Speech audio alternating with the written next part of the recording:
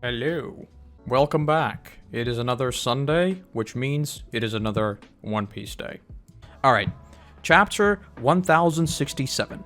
Germa, an Emotionless Excursion, volume 24. What's your name again? Judge versus Caesar.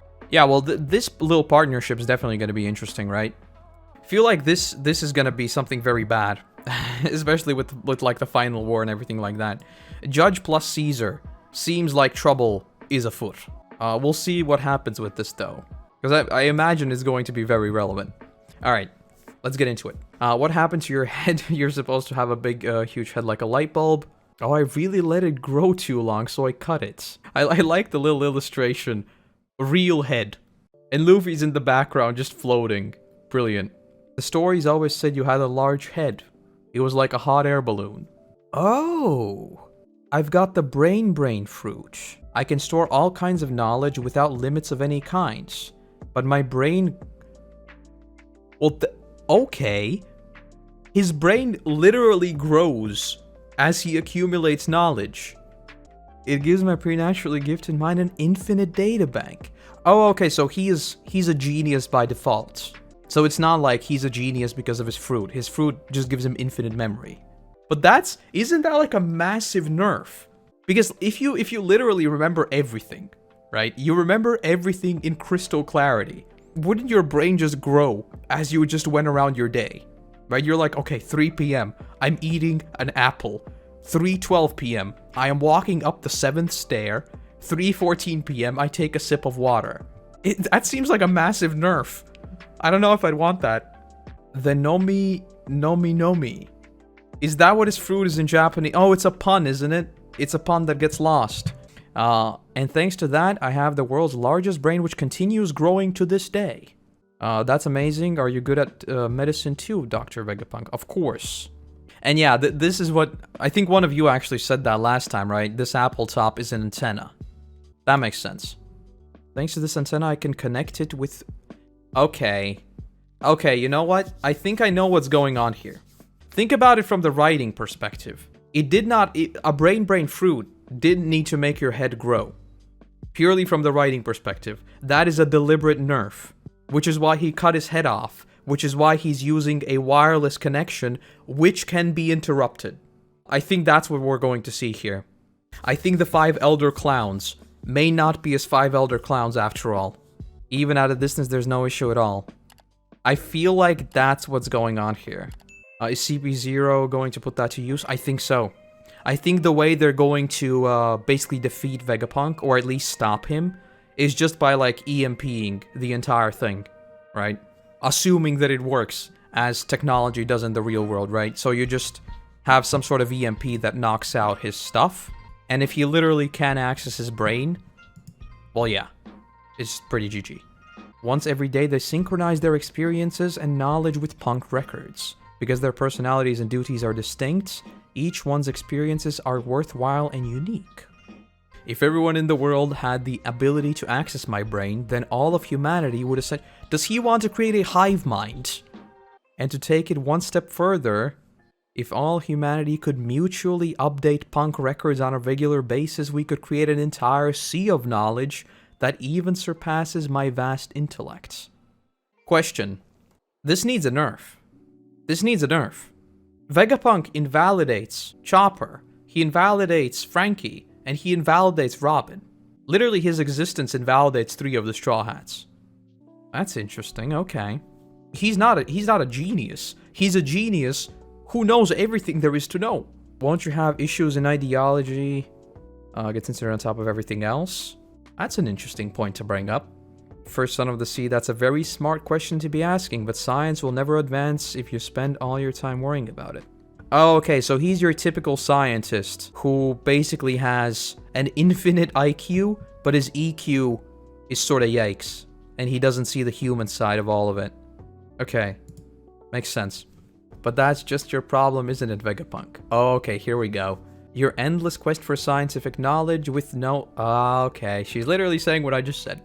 Including my father, who you turned into a mindless weapon of war. That beam saber was a failure. What? Hold your tongue, it worked fine when I tested it. Now turn my father back to normal. And if you refuse, the light from the beam is going to attract an enormous cloud of insects. Okay, is he just like a ridiculous perfectionist or something? I mean, it clearly works. Am I missing something here? The lightsaber works. Oh god, it's another beetle. What's up with Luffy and beetles? Is it just like something... Is Luffy and the beetle thing just going to pop up occasionally throughout the story? Because I love it. Luffy showing up after the Bellamy thing. I think it was in Jaya, right?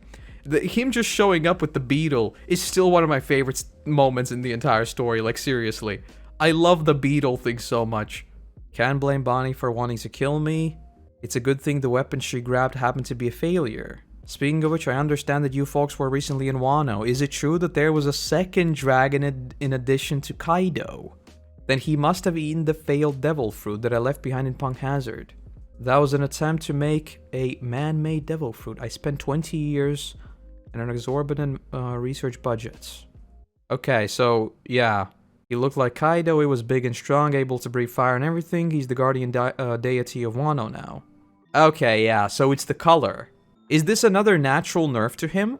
Because, like, it might... Okay, yeah, you know what? The things are all lining up in my head. Because if he could make fruits, he could have made more fruits of his brain fruit and literally started handing them out to, like, the revolutionaries. He could have literally made the revolutionaries unstoppable, but because he is a perfectionist to the point that even the color stops him, that is a very, very worthwhile nerf, and that suddenly makes everything make sense. Because maybe, like, the fruits literally just can't be the same color, so he could never technically replicate a fruit, even though he clearly has. Lightsabers are the coolest thing for me, insects are the worst. Vegapunk created something that I'd love to use but can't. I don't really care about lightsabers. The only thing I care about lightsabers is I do not want Zoro to have a lightsaber. Like, whatever Oda does, please do not make this Star Wars. We do not need Zoro with a lightsaber. What about this robot then? Did you build this to make it move? No, I did not. This is the legendary Iron Giant that is said to have attacked Sacred Marie Joie about 200 years ago? What? Hold on. One Piece timeline. 200 years ago. 200 years ago. What happened 200 years ago? I feel like 200 years ago. We never talk about stuff that happened 200 years ago. The world government makes an alliance with Fishman Island after centuries of discrimination. Well, this is something entirely new. Because, like, why would it suddenly spark back into action 700 years after the Void Century? Okay, I'm gonna keep going for now. But this is very sus. Very, very, very sus. Its goal was never understood. They say that there was no damage only because it ran out of energy. No doubt the scientists at the time were utterly shocked by the event. The sheer scientific power was beyond anything they could comprehend. No one knows where it came from or what it was trying to do. Florian Triangle. Big things. Big things, red eyes. Big spooky things, red eyes. Giants? Suddenly springing into action? When Luffy's there? Very fishy. Very, very, very, very, very fishy. The world government ordered to be torn down and destroyed, but curiosity prevented the scientists from carrying out those orders. So it still rests here. And the government is none the wiser. So the 5 Elder Clowns, once again, they wanted something destroyed, something that literally threatened Marie Joie, never made sure it was destroyed. The 5 Elder Clowns strike once again. I know that it wasn't the 5 Elders because it was 200 years ago, but still, the 5 Elder Clowns. I'm impressed that you found your way here. The route from the town should have looked like an impassable wall. I don't know, we were in a rush and we got discombobulated. Brilliant. 200 years ago, that was the year when Fishman discrimination became the big issue. So you're saying that robot climbed its way to the red line. You know what I also want to check? Hold on. Now I'm just gonna start browsing the world timeline. Hold on, I have another idea. Alright, so we don't have any lore on... Because some very fishy things seem to line up with things underwater, right? Like Joy Boy making the whole promise on Fishman Island, then this giant activating upon a big event with Fishman Island, And then there's Davy Jones. There's still Davy Jones. Alright. I built the Vegaforce 1 using that robot as a guide, but there are aspects of it even my scientific power is unable to recreate. It is hard to believe that this mechanical soldier was built 900 years ago. What can't you recreate about it? Its dynamic power source. In the past, they had a power strong enough to rewrite everything we know about the world today. So this is the whole fire thing they were talking about, right? I mean, I'm not the only one seeing the very convenient coincidence between Luffy being Nika and then it being fire, right? There's something more I need to give her. What? By the way, Straw Hat Luffy, I feel that fate was at work bringing you here today. Will you take me off Egghead?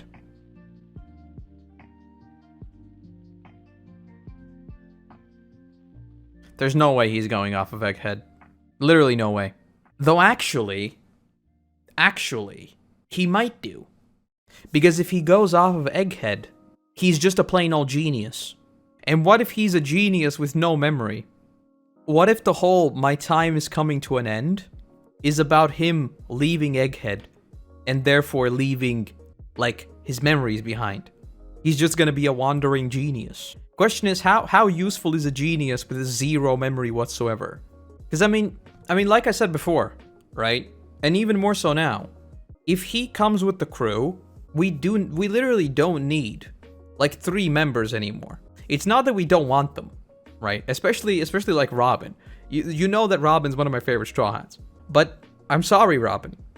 with Vegapunk by our side, we kinda sorta don't really need you. Because a genius with infinite memory, kinda OP. This is Cypher Paul requesting permission to dock Egghead. We have eyewitness reports of Jewelry Bonney sailing to Egghead, an obnoxious woman with all of her escapes. I believe we were finished with her already, so if we see her, we'll disappear her for good. Of course you will. Of course you will. Silly little boys. I hate that guy, he's still working at that job. Exactly. Reply to the ship. Tell it to unload the Seraphim and leave. Prepare to fight back. We are refusing entry to the world governments. And this is Shaka the Good saying this. Very interesting. If world government steals the punk records, oh boy.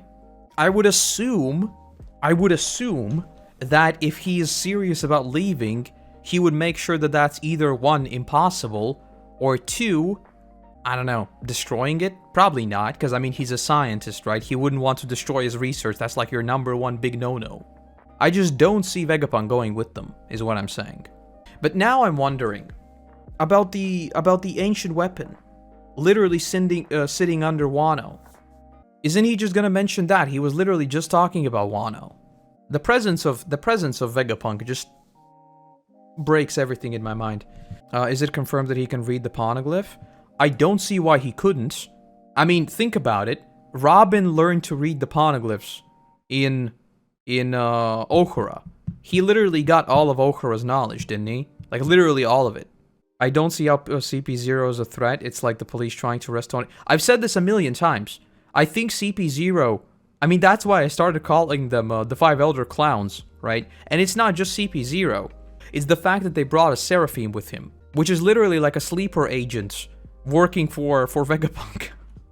I mean, Vegapunk made them.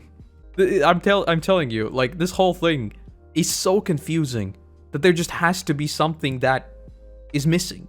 Because yeah, I mean, CP0.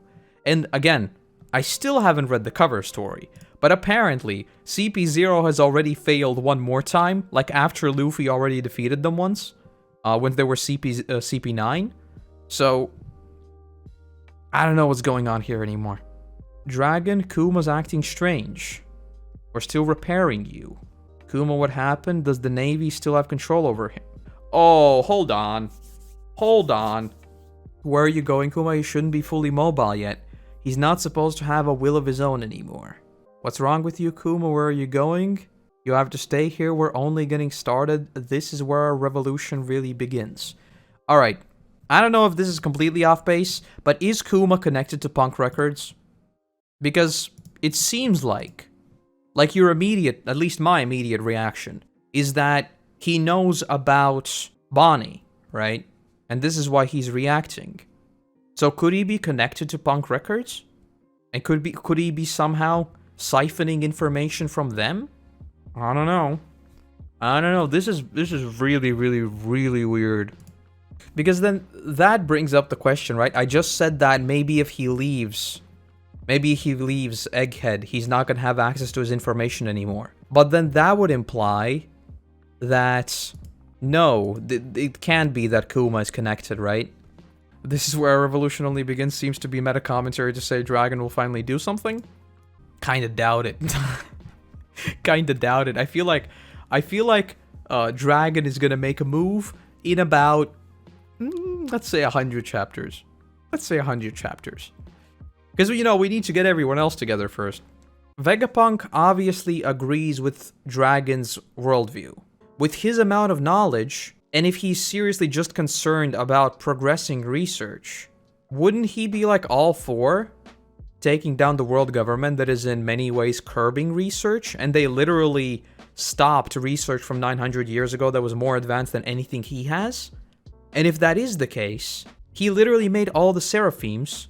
He has infinite knowledge. Why hasn't he literally just built an army? Even if he's a perfectionist, I don't see why he just couldn't. At this point, I never expected to say this. I feel like Vegapunk is the most OP character in One Piece. Like, I'm not gonna lie. The world government has money? I mean, yeah, but the world government is also the reason why research was initially destroyed, right? So, yeah, it's money progressing research, but they already destroyed research that was more advanced than anything you ever had, right? Oh, and imagine what would happen. I think I'm starting to see why Yamato didn't join us. Because if Yamato were to come with us, and they had the book, right? Roger's book. Not Roger's book, Odin's book. And they met with Vegapunk. And Vegapunk just casually finds out everything about like Laugh Tale. I mean, I feel like this might be a case of basically him going down with the ship, and then CP0. Maybe CP0 has literally just been leveled up off screen. Honestly, it might be that. And he basically goes down with his research, but before he does, he tells Luffy something very critical, and that's why we have another mystery. Because at this point, with Vegapunk, I don't see how you can reasonably make an argument that he is literally not a lore master of One Piece. I wonder if Vegapunk knows about the true nature of Luffy's fruit? I would imagine he does. I mean, even if he doesn't know about it, I feel like if he has literally absorbed every piece of information on the planet, and he's a genius, I feel like he has enough context clues to just put it together. A really, really weird chapter that makes me ask a bajillion questions. And frankly, if CP0 is already here, maybe the reason why we find out about devil fruits is just because he starts talking about Luffy's fruit. Or something like that. Alright, let me give a chapter rating. This one gets a very, very respectable 8.7432 out of 10. Vegapunk Big Brain makes me want to have a big brain because I have a lot of questions about why he's even doing what he's doing. He has literally an infinite memory, and he seems way too OP. Also, why do you have an apple for a head? That's it. That's the review. Ship it. This is a really, really good chapter. Because I sort of expected... I expected for there to be like a little bit of downtime, right? Where Frankie just talks to Vegapunk. What I expected basically was this. And I'm not saying it might not happen, right? There's still a chance that this exact thing could happen, right? I basically expected for us to get the obligatory scene where everybody is just messing around in the background, and in the foreground, we literally just have Frankie and Vegapunk talking. And that's when we get a lot of lore, and that's when we get a whole bunch of talk about how Frankie spent time in his lab, and all that. And maybe through that, we started to get a little bit more Devil Fruit lore. He just casually mentions something, right? And then Robin just turns around and was like, what? What did you just say? Especially now that she also has, obviously, the links to Okura. I think there is a chance, a very slim chance, that we might, maybe, take him to Elbaf. But I don't really see it. Another potential scenario. If we were to take Vegapunk with us, and let's say his satellite thing has a range, maybe the reason why we get lore drops from him is because he basically, while we're still escaping Egghead, he starts dropping lore bombs, right? And then we get the obligatory, we're on the ship, lore happens, and we cut to elsewhere in the world, right? And that's when we'd be like, Vegapunk says the origin of the Devil Fruits is Davy Jones, right? Confirming my theory, of course. And then we cut to, like, Marie Joie immediately. And they're like, oh no, Vegapunk is not there. We just arrived at Punk Records, he's not there, Egghead is deserted, what is going on, right? And then we sort of have that ticking time bomb until he leaves his laboratory's range and just loses his memories, right? So he just becomes a plain genius. That's another scenario I could technically see. And that would explain the whole lore drop angle again. It would be kind of sad if he is introduced now, after so much build-up, and this is the last we see of him. Alright, that said, thank you very much for joining me today. Have a wonderful end of your week, and have a wonderful start of your week, and I'll see you whenever I see you. Alright, bye-bye.